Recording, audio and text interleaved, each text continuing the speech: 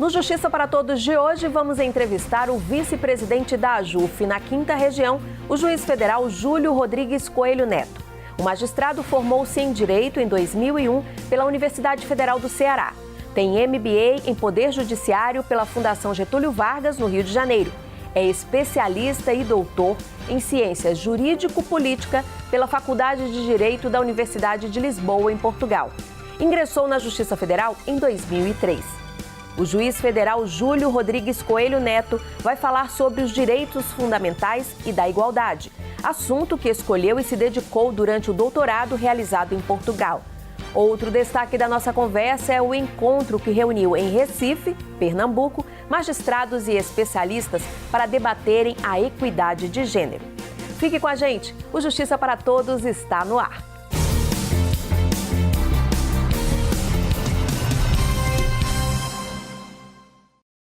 E vamos começar o programa com um resumo das notícias que movimentaram a Semana da Justiça Federal. A Associação dos Juízes Federais do Brasil, AJUF, ministros do Superior Tribunal de Justiça, desembargadores federais, juristas especialistas em Direito Penal e Processo Penal se reuniram em Brasília para discutir e apresentar sugestões ao projeto de lei anticrime. O ministro da Justiça e Segurança Pública, Sérgio Moro, apresentou o projeto aos participantes para que eles possam analisar e sugerir alterações para o aperfeiçoamento do projeto. Vim nesse evento para falar sobre o projeto de lei anticrime, oportunidade de conversar com a magistratura estadual, federal, do trabalho, todos muito qualificados e todos com sugestões e críticas pertinentes aí ao projeto de lei anticrime. A Associação dos Juízes Federais do Brasil, a AJUF, defende e apoia o projeto de lei anticrime. A AJUF sempre vai apoiar iniciativas como essa, ministro, porque é necessário, e esse debate na Infam, ele torna o tema, a visão técnica do projeto anticrime. Doutor Júlio, muito obrigada por estar aqui no Justiça para Todos. Prazer todo meu. Doutor Júlio, ao falar em direitos fundamentais, é correto dizer que a base dessa conceituação é a dignidade da pessoa humana? Sem dúvida. Esse conceito que parece ser bem etéreo, de dignidade, é um conceito que a gente mais sente do que sabe definir. Mas o fato é que o direito fundamental, para ser considerado assim, ele remete justamente ao fato de que o ser humano tem uma importância intrínseca. Que ele não pode ser um instrumento do Estado ou de terceiros e que ele tem um valor. E, portanto, todos os direitos que, de forma direta ou indireta, visam a resguardar essa importância do ser humano, pode ser considerado um direito fundamental. A Constituição, em vigor, de 1988, ela, na condição de Carta Magna, ela inaugurou essa questão da dignidade da pessoa humana como um direito fundamental? Veja, a introdução tipificada, positivada da dignidade, ela surge a partir da Segunda Guerra Mundial. Então, a Constituição brasileira, ela acaba bebendo nas fontes da Constituição alemã, da Lei Fundamental Alemã, da Constituição Portuguesa. Então, a expressão direta, a menção expressa à dignidade da pessoa humana na Constituição, brasileira, ela busca a fonte realmente nesse movimento de pós-guerra, depois do nazismo, em que realmente foi necessário expor de forma clara e absoluta que o ser humano tem valor intrínseco. Qual que é a importância disso, da Constituição trazer? Bom, a positivação, na verdade, quando a gente fala propriamente de direitos fundamentais, são justamente esses direitos da pessoa humana, direitos humanos, que são positivados na Constituição. Então, a positivação constitucional desses direitos, de forma expressa ou implícita, evidentemente garante uma maior expressividade, uma maior importância e alerta a sociedade da importância fundamental desses direitos. Doutor Júlio, a Constituição traz uma lista grande de direitos fundamentais. Como defini-los, caracterizá-los? Perfeito. A Constituição, ela traz um rol de direitos que são extraídos, como eu disse, da dignidade da pessoa humana ao longo da história. Não é? A gente vai do direito de propriedade, que tem fontes imemoriais na história, a direitos mais recentes, como o direito à informação, o direito à privacidade, que é um um direito do século XIX, enfim. Então, ao longo do tempo, a sociedade, a história, o grupo humano, o Estado que tem aquela Constituição, vai buscando as facetas que a dignidade da pessoa humana é apresentada. Então, a partir dessas facetas, surgem direitos fundamentais. E esses direitos fundamentais têm vários aspectos. Alguns são direitos que a gente chama de direitos de liberdade. Ou seja, aqueles direitos para que o cidadão tenha dentro da sua vida um campo de não ingerência do Estado. Esses foram basicamente os primeiros do ponto de vista histórico. Enfim, direito de liberdade, direito de ir e vir, direito de propriedade. Outros já surgiram posteriormente, que são aqueles direitos pelos quais o Estado deve agir, promover, não é? Que são os chamados direitos fundamentais sociais, ou seja, a partir de uma ação do Estado, de uma promoção do Estado, é que se resguarda essa dignidade. Então, portanto, quando se fala de direito fundamental à saúde, direito fundamental à educação, direito fundamental à moradia, a faceta prestacional, ou seja, o aspecto desse direito mais visível é uma ação que o Estado tem que fazer para que a dignidade daquela pessoa, daquele grupo de pessoas, seja assegurado. Então, os direitos fundamentais como um todo, eles apresentam, dentro da sua evolução, uma série de facetas que podem, como eu disse, vir desde a não interferência do Estado, pela garantia da liberdade como no sentido amplo, até uma ação expressa do Estado para a garantia da proteção da dignidade da pessoa humana. E sobre essa evolução, como se dá o surgimento? Em cima de quê? Essa é uma pergunta interessante porque algumas constituições no mundo, como a alemã, por exemplo, tem um rol muito pequeno ou restrito de direitos expressos. E a dedução, muitas vezes, desses direitos é feita a partir de uma menção, por exemplo, na Alemanha, de que a Alemanha é um Estado social. A Constituição alemã não traz expressamente direito à educação, direito à saúde.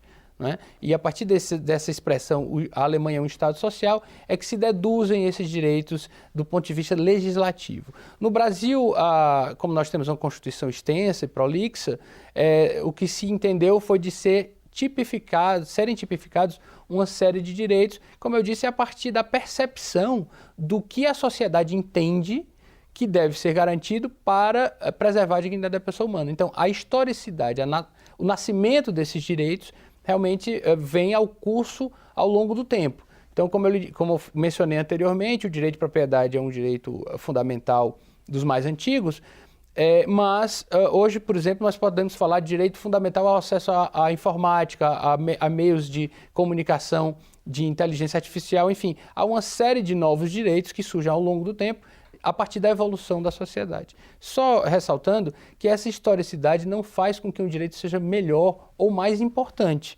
não é? Porque como todos se reputam à dignidade da pessoa humana, eles não têm, a priori, uma hierarquia entre si. Doutor, entre o que está na Constituição Federal, né, que vem numa definição positiva de se garantir esses direitos, e o que está na prática, há disparidades? Sem dúvida. A Constituição, já dizia La Salle, ela pode servir como um simples pedaço de papel. Não é? Não basta haver uma expressa menção de direitos na lei ou na Constituição sem que haja, de fato, uma efetivação. Muitas constituições, muitos países de estados de exceção, países ditatoriais, tinham Constituição, inclusive, que previam direitos. O Brasil, quando viveu sob o regime de exceção, também tinha uma Constituição e também tinha direitos, inclusive direitos de liberdade de imprensa, por exemplo, que na verdade não eram observados. Né? Então, é importante para o constitucionalista não só conhecer a Constituição, mas lutar para que ela seja de fato aplicada, pois a Constituição, a força da Constituição deriva justamente da sua aplicabilidade, da sua efetividade social. Doutor Júlio, nós vamos para um rápido intervalo. E no próximo bloco a gente continua a entrevista com o juiz federal Júlio Rodrigues Coelho Neto, vice-presidente da AJUF na 5ª Região. Voltamos em instantes. Até já!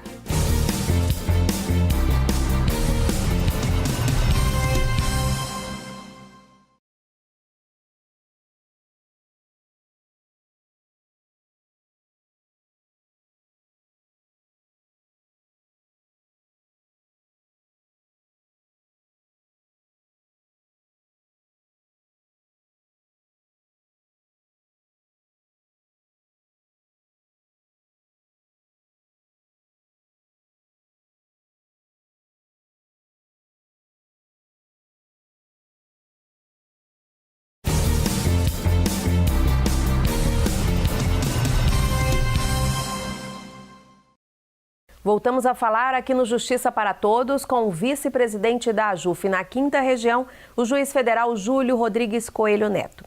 Doutor Júlio, no bloco anterior nós falávamos sobre as disparidades entre os direitos que estão na Constituição e o que é aplicado. Essa não aplicabilidade, o peso, o perfil do Estado, ideológico do Estado, tem peso nisso? Sem dúvida. Veja, os direitos fundamentais é um tema muito importante e, evidentemente, nós não podemos discuti-lo sem olhar para o mundo. Quando discutimos, por exemplo, a temática nos Estados Unidos, que é riquíssima a jurisprudência e a doutrina a respeito desse tema, não se fala, por exemplo, em direitos sociais. A Constituição não prevê isso. A jurisprudência não aceita, de forma alguma, que o Estado haja do ponto de vista positivo para dar prestações, a não ser em casos absolutamente pontuais.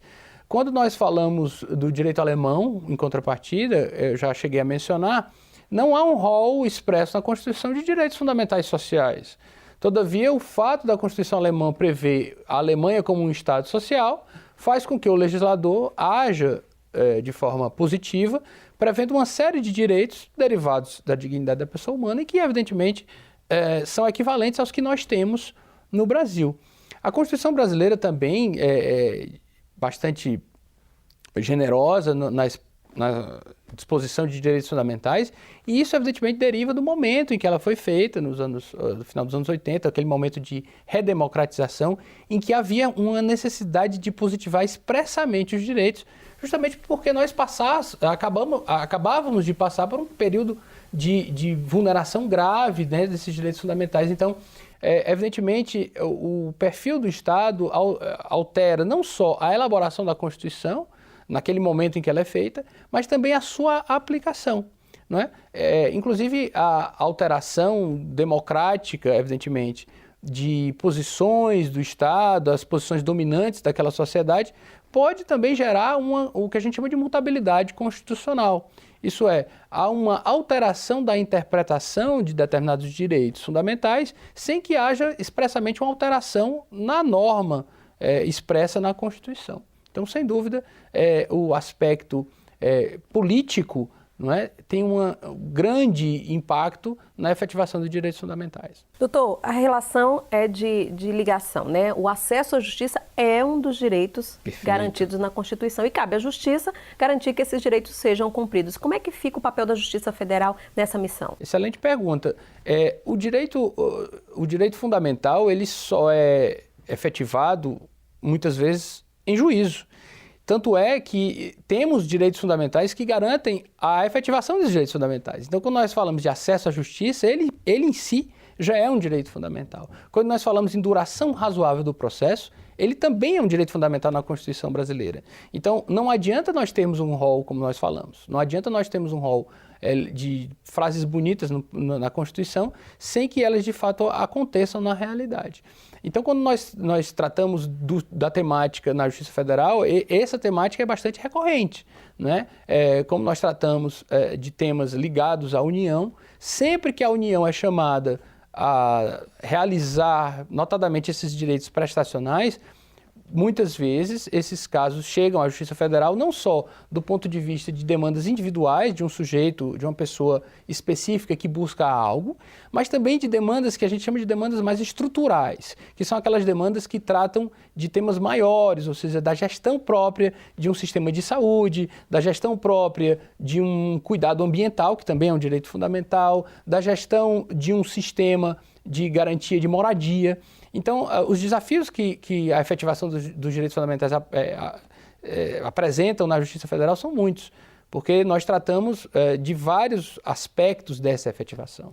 E quais os casos que mais chegam? Olha, nós temos sempre, né, muitas discussões na Justiça Federal. Hoje, o microsistema de juizados especiais é bastante expressivo na Justiça Federal e, evidentemente, quando nós tratamos de juizado, grande parte dos temas são ligados a direitos de seguridade social, ou seja, aposentadorias, pensões, benefícios assistenciais, todos esses, evidentemente, são diretamente ligados a direitos fundamentais. Então, podemos dizer hoje que grande parte do volume do trabalho da Justiça Federal, do ponto de vista individualizável, ou seja, dos casos de pessoas individuais, dizem respeito à natureza previdenciária que por sua natureza, são imediatamente referenciáveis a direitos fundamentais. Mas também temos vários outros aspectos, como ações coletivas, não é? Ações civis públicas, de discussão de manejo ambiental. Nós temos muitas discussões também de garantia de serviços à saúde do ponto de vista mais amplo, ou seja, ordem de cirurgias, acessos à UTI, não só do ponto de vista individual, mas também do ponto de vista sistêmico. Então, de fato, a Justiça Federal, repito, tem um papel fundamental na efetivação desses direitos e também tem um papel fundamental na efetivação desses direitos em tempo, ou seja, dentro de uma duração razoável, porque, como nós sabemos, o direito que tarda não é direito, né? Pois é, diante de tudo isso, escassez de recursos, de dar a resposta a tempo, como é que procede o magistrado para garantir a efetivação desses direitos? Muito bem. Nós temos grandes experiências de efetivação de direitos fundamentais, não só no campo da gestão processual, de volume de demandas, por exemplo, nos casos de juizados e turmas recursais, que o volume é absolutamente grande do dia a dia. Nós temos na 5ª região, por exemplo, várias que recebem 900 processos por mês. Então, a efetivação desses direitos dessas pessoas passa por um aspecto de gestão de processos, do ponto de vista administrativo. E também nós temos que usar outros instrumentos criativos ao longo do tempo para essa efetivação. Nós temos, por exemplo, discussões sobre demandas estruturais. As formas de lidar com essas demandas não podem ser as formas tradicionais do processo. Ela deve ser uma forma multifatorial, multidisciplinar, com a participação de todos os envolvidos naquele problema. Então, de fato, para que nós consigamos dar efetividade a esses direitos, nós não bastamos conhecer a lei, não é bastante conhecer a lei, não é bastante conhecer a Constituição. É interessante, é importante, é fundamental também saber gerir esses processos, do ponto de vista administrativo, de gestão de processos, mas também de soluções criativas, obviamente dentro do sistema legal, para que essas soluções apareçam. Doutor Júlio, nós vamos para mais um intervalo e daqui a pouco a gente volta a falar com o juiz federal Júlio Rodrigues Coelho Neto, vice-presidente da AJUF na 5ª região. Não saia daí.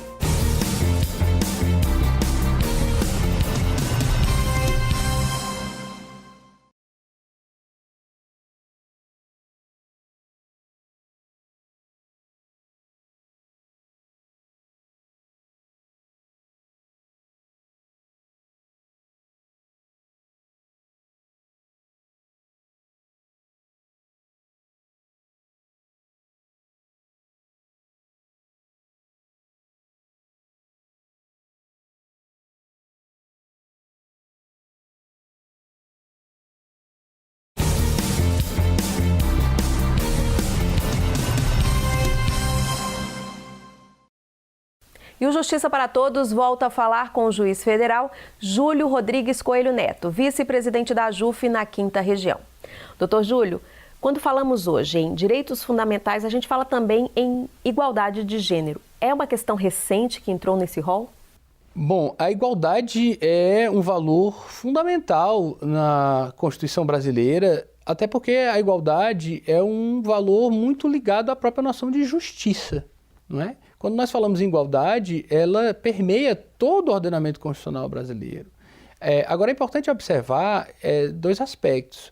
Primeiro, é uma igualdade formal ou uma igualdade material, ou seja, todos são iguais perante a lei. Isso muitas vezes faz com que haja prejuízos, porque uns seriam, como diz o ditado popular, mais igual que os outros, né? Então, na verdade, nós temos de discutir a igualdade do ponto de vista material, ou seja, tratar igualmente os iguais e os desiguais na medida das suas desigualdades, é o que sempre se fala.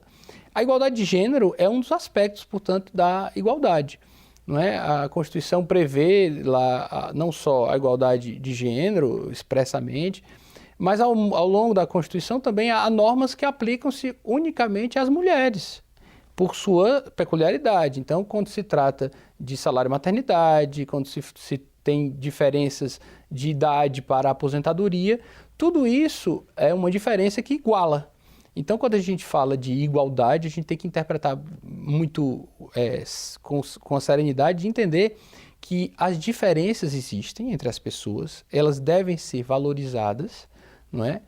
Do ponto de vista social, portanto, nós não podemos querer que a igualdade faça com que um indígena tenha a mesma cultura do que um não indígena, que as pessoas tenham as mesmas opiniões, ou as pessoas se vistam igual ou gostem das mesmas coisas. A igualdade não é isso.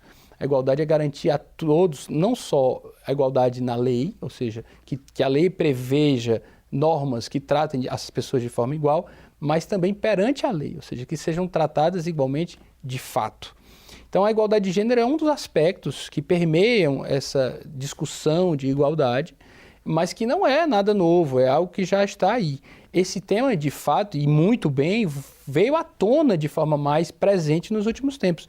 E isso é ótimo, é sinal que a sociedade está se preocupando com isso, e é sinal que nós estamos realmente lutando para que as mulheres e os homens tenham as mesmas oportunidades no campo de vista social, do ponto de vista do mercado de trabalho, dentre outros. Inclusive, a equidade de gênero foi o tema do primeiro encontro realizado no TRF da 5ª Região, né, com sede em Recife, em que reuniu muitos especialistas. Como é que foi a ideia de promover esse evento, doutor? Bom, na verdade, esse evento foi promovido pela Rejuf, que é a Associação Regional da 5ª Região, a partir da iniciativa da Comissão da Rejuf Mulheres, e, de fato, trouxe uma série de discussões muito ricas sobre a participação feminina na magistratura.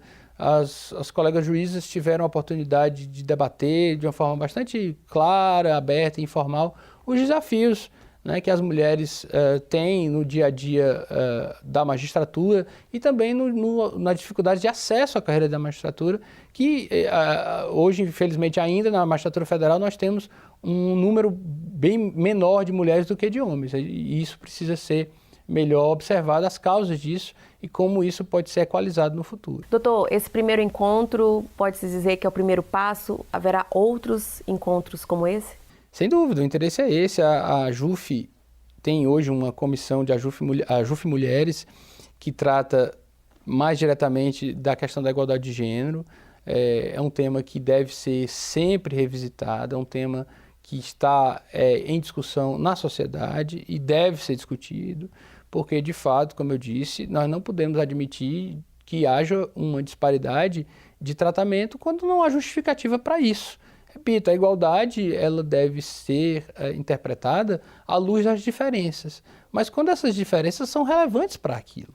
Então, evidentemente, o fato de gênero não deve ser um elemento de diferenciação em salário, quando a atividade é a mesma, e não, muito menos, de acesso a determinados cargos e funções pelo simples fato de ser homem ou mulher. Então, de fato, a AJUF vem trabalhando nesse tema e o interesse é que nós continuemos debatendo para que consigamos, ao longo do tempo, implementar e criar soluções que visem a minorar essa questão.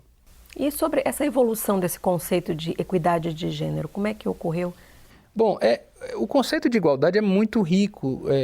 Como eu disse, ele é um valor que permeia toda a Constituição e que tem uma ligação quase que umbilical com a própria noção de justiça. O que é justo é o que eu recebo aquilo igual ao outro e se é diferente é injusto, não é? Mas a gente tem sempre que interpretar a igualdade do ponto de vista geral, porque a igualdade ela não é absoluta e nunca deve ser, porque a igualdade absoluta ela descaracteriza. Não é? Quando nós falamos, por exemplo, sobre multiculturalismo, que também é um tema muito interessante ligado a direitos fundamentais, é importante, por exemplo, preservar numa sociedade multiétnica ou uma sociedade que tenha grupos provenientes de imigrantes, que haja uma preservação da diferença entre essas pessoas, porque a diferença é que faz a riqueza de uma sociedade. O Brasil, particularmente, é formado por diversos grupos, portugueses, negros, índios, italianos, alemães, japoneses, enfim, uma série de outras etnias e culturas. Então, nós não podemos admitir, por exemplo, que a igualdade seja algo que planifique tudo isso. A gente tem que imaginar a igualdade como algo, um valor essencial que faça com que as diferenças sejam preservadas naquilo que valoriza a pessoa. Relembrando sempre a remessa à dignidade da pessoa humana. Quando a diferença que alguém tem para outro é uma característica que valoriza aquela pessoa, ela deve ser preservada. Agora, quando essa diferença ela desiguala, ela tira, de fato, oportunidades que não há justificativa para tanto, enfim, deve ser combatido. E esses direitos fundamentais, ao longo da conversa, o senhor explicou bem, eles sofrem mudanças, eles passam por uma evolução. E como é que tem agido o judiciário para acompanhar essa evolução e para atender esses anseios? E junto a isso, é possível o judiciário atender a todos os anseios sociais? Perfeito. Nós temos que entender aí que o judiciário, muitas vezes, é ele quem estabelece o âmbito de proteção desses direitos fundamentais. Até que ponto um determinado direito fundamental ele garante algo a alguém, né? Então, o judiciário tem um papel de conformação, que a gente chama, de dizer, de fato, o que esses direitos são, né? Agora, o judiciário ele não é um superpoder, e nem deve ser. Nós temos uma separação de funções do Estado que vem do próprio princípio do Estado democrático de direito. Então, nós temos que trabalhar a efetivação desses direitos fundamentais não só no judiciário. Obviamente, a primeira linha de defesa dos direitos fundamentais é o legislativo que concretiza, por meio de normas legais, aqueles valores previstos na Constituição. O judiciário tem, sim, no Brasil, muitas vezes, agido de uma forma mais incisiva dentro de um determinado vazio normativo e da garantia de determinados direitos que são essenciais à personalidade humana. Então, o judiciário deve agir, de fato, para a garantia dos direitos fundamentais, mas sempre à luz do direito, do Estado Democrático de Direito, resguardando as prerrogativas de conformação legislativa, mas sem descurar do seu compromisso de cumprir a Constituição. Doutor Júlio, infelizmente nosso tempo acabou. Eu quero agradecer muito a participação do senhor aqui no Justiça para Todos. Eu que agradeço a oportunidade, estou sempre à disposição. E o Justiça para Todos de hoje termina aqui. Participe do programa. Envie sua sugestão para imprensa@ajuf.org.br. Você também pode assistir ao programa pela internet, na página da AJUF ou no canal da associação no endereço youtube.com/tvajuf. Obrigado pela sua companhia.